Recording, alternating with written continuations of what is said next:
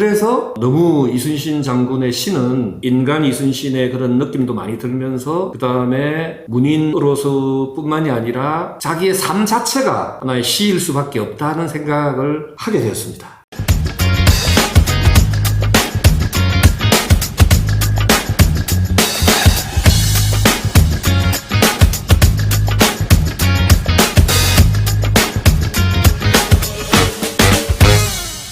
안녕하세요, 이사장님. 안녕하십니까. 네, 반갑습니다. 반갑습니다. 드디어 봄이 돼가지고 벚꽃도 피기 시작을 했고 어떻게 잘 지내셨습니까, 그동안? 네, 잘 지냈습니다. 소장님 잘 보냈습니까? 예, 꽃향기 맡으면서 항상 마음이 설레이고 그렇다 보니까 이사님 오늘은 시 생각이 막 나요, 시. 이순신 장군도 사실은 문인의 기질을 상당히 가지신 분이고 또 시도 여러 편 썼지 않습니까? 그래서 이순신 장군의 시를 이사장님의 멋진 목소리와 그런 감성으로 좀 낭송을 한두 개 정도 해주시면 좋을 것 같은데 뭐가 있겠습니까? 이순신의 시가 한 21개 정도 되는 것 같은데 제가 다 외우지는 못하고 제가 제일 좋아하는 것이 한산도가, 한산도야음, 그 외에 몇 가지 있기는 있습니다. 한산도가에 대해서는 지난번에 한번 말씀 나눈 적이 있는 것 같고요. 그런데 이제 말씀하신 것처럼 이순신이 무인이면서도 또한 시인이거든요. 시심이 참 깊다는 걸 느꼈습니다. 이순신이 시의 주제가 대부분은 이제 애국심, 적군을 무찌르고 나라를 구해야겠다 하는 그런 임금에 대한 충정, 또 주위 사람들에 대한 측은심 이런 것이 많고 하는데 그중에서 하나가 조금 컬러가 결이 다른 시를 발견했어요. 발견했다기보다 새삼스레 느꼈는데 이순신이 본래 무인이지 않습니까? 이 무인은 문인들하고 달라가지고 문인들이라고 하면은 되게 여러 사람들이 모여서 같이 토론도 하고 연구도 하고 책도 만들고 모여서 뭘 할 기회가 많은데 무인은 그런 기회가 별로 많지 않거든요. 물론 많이 모일 때가 많지만 그건 이제 작전을 위해 가지고 모이는 조직이고 단체이고 그러다 보니까 되게 이제 상하 관계, 상사나 부하들 이런 관계이지 수평적인 관계를 가지는 기회가 드물단 말입니다. 이순신이 난중일기에 수백 명의 그 인사들이 등장하지만은 이순신에게는 친구가 없어요. 그런데 친구가 있었습니다. 저도 이제 이때까지 보면서 그냥 무심코 지나갔는데 선거이 이 사람이 이순신과 아주 마음이 통한 그런 친구였더라고요. 나이도 같아요. 같은 해에 태어나서 같은 해에 죽었습니다. 몇 달 늦게 나서 몇 달 일찍 갔지만은 그런데 이 두 사람이 이제 주고받은 시가 있거든요. 이순신이 선거이한테 준 시입니다.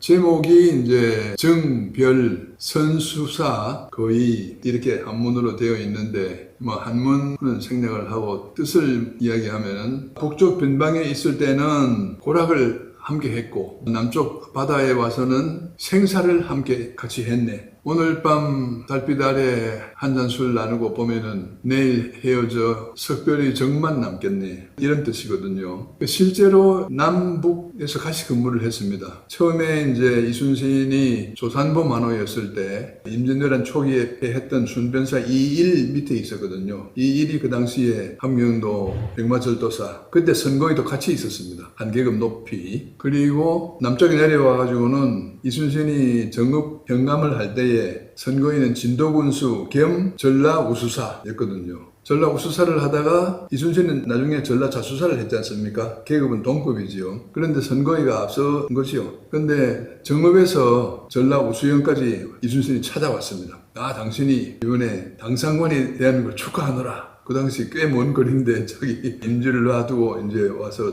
축하를 해주고 그러다가 금방 또 임진왜란이 터졌지 않습니까? 선거인은 그때 이제 전라우수사에서 전라병마사로 이제 승급을 했는데 전라우수사나 전라자수사는 정삼품이고 전라병마사는 이제 종이품이니까 한 계단 높죠. 근데 그 명령서를 받을 틈도 없이 전쟁이 터졌기 때문에 권한을 행사 못하는 거죠. 그러는 중에 이제 이혁기가 전라우수사로 내려왔단 말입니다. 그 자리를 물려주고 자기는 진도 군수 자격으로 이순신하고 합쳐가지고 한산도 해전에서 싸웠단 말입니다.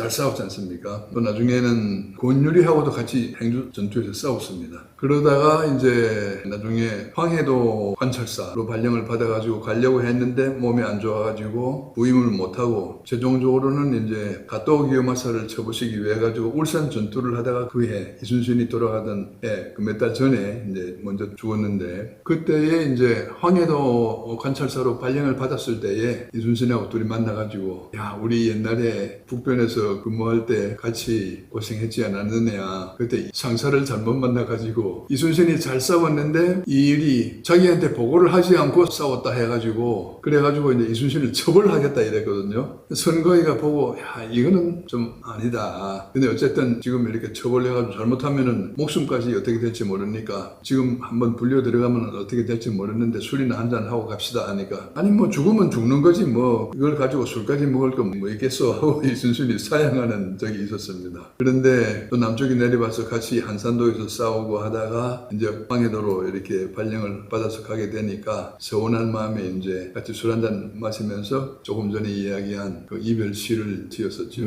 이사님께서 말씀해 주시니까 충분히 이제 배경은 잘 이해가 되고 예. 그래서 더더욱이 그런 시 내용에 스며들 수밖에 없는 것이 그런 산전수전을 같이 겪고 또 절친으로서 전장에 같이 있는 상태에서 또 거리를 멀리 해서 또 헤어질 수밖에 없는 그런 이별의 마음 그런 것들이 절절히 그래도 잘 표현되지 않나 싶고 역시 이제 이순신이다 하는 생각이 듭니다. 시가. 맞습니다. 이순신의 모습을 생각을 하면 항상 근엄하고 엄격하고 오로지 나라 생각 물론 나라 생각을 많이 했죠. 제일 저변에는 늘 그게 깔려 있습니다. 그런데 사적인 면 공적인 면이 다 겹치긴 합니다만 나이도 동갑이고 하니까 뜻이 통하겠죠. 계급이 앞서거니 뒤서거니 했지만은 그런 걸 떠나가지고 당신이 당상관으로 지금 이렇게 출세를 했으니까 축하하고 정읍에서 목포까지 와준다는 거 또 그 당시로 봐서는 이순신이 자기보다 몇 단계 밑에지만은 또 너무 반가워가지고 이제 다른 사람들 눈이 날 정도로 이렇게 또 친절하게 환영을 해줬다는 거 그러면서 이제 나를 보면서 이제 또 당신이 북으로 가게 되면은 또 참 섭섭하구나 하는 거 우리끼리도 그렇지 않습니까? 우리 같은 이런 사이에서도 상당히 공감을 많이 주는 그런 시였습니다. 저는 그렇습니다만 소장님은 제일 마음에 드는 시가 뭡니까? 예, 저는 이순신 장군의 시가 뭐 여러 시들이 있지만 저는 참 공감이 쉽게 많이 되는 것들이 한산도와 관련된 아까 시 두 개가 있었지 않습니까? 그 다음에 사실 별로 많이 알려져 있지 않은데 한산도 바로 옆에 거제도의 견내랑이라고 뭐 우리가 한상대첩하면은 견내랑을 빼놓을 수가 없는데 제가 또 견내랑이 있는 거제도 출신이다 보니까 이순신 장군이 쓰신 한산도 야음이라든지 한산도가 이런 시를 보면 제가 어릴 때 봤던 그 섬의 그 정서 그 다음에 그 정치 이런 것들이 있기 때문에 참 쉽게 공감이 되고 감동이 크거든요. 왜냐하면 저도 어릴 때부터 받아보고 살았으니까. 근데 이순신 장군이 쓴 제목은 없습니다. 무제 3이라고 되어 있는 시가 있는데 제가 한번 낭송을 해보도록 하겠습니다. 네. 제가 좋아하는 시인데 이게 견내랑의 어떤 바다를 보고 그러니까 한산도하고 다 포함이 돼 있죠. 바다를 보면서 지은 시라고 합니다. 달빛은 배에 가득하고 홀로 앉아 이리저리 뒤척이니 온갖 시름이 가슴에 치밀어 잠을 이룰 수가 없어 새벽닭이 울고서야 선잠이 들었네. 이 끝이거든요. 저도 무슨 뭐 이순신 장군처럼 나라를 걱정해서 밤을 새우고 그런 적은 거의 없지만 달빛을 보거나 이런저런 그 상념에 젖어서 잠 못 이루고 그다음에 새벽에 선잠이 들었던 그 경험이 있기 때문에 이게 너무 정말 감동적이고 가슴에 와닿고 또 그 배경이 견내랑 쪽이라서 저한테는 더 좋은 시로 느껴졌는데 저는 그런 생각이 들었습니다. 이순신 장군이 뭐 문인의 기질이 있어서 시인이라는 측면도 있지만